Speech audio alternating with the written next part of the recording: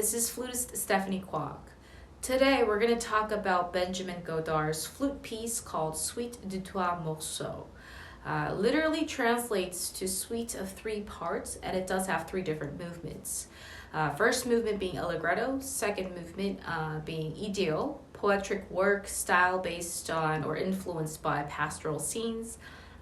Third movement, Waltz. But let's talk a little bit about Benjamin Godard, the composer, first. He was born in 1849 in Paris under a Jewish family, and in 1895 he passes away in Cannes. He was originally a violinist, and when he became a composer, he was probably best known for his operatic work called Jocelyn.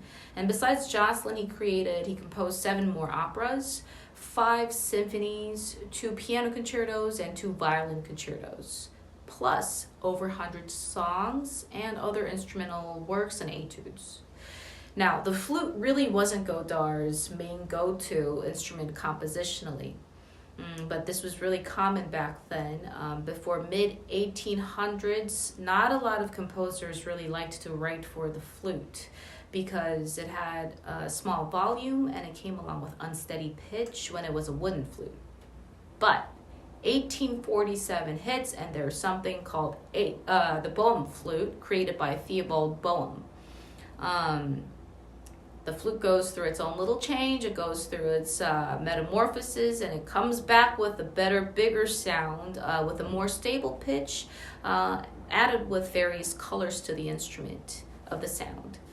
Now, a few years later, there's a movement called the French Flute School, created by a flutist / teacher, amazing teacher, and a composer, Paul Taffanel.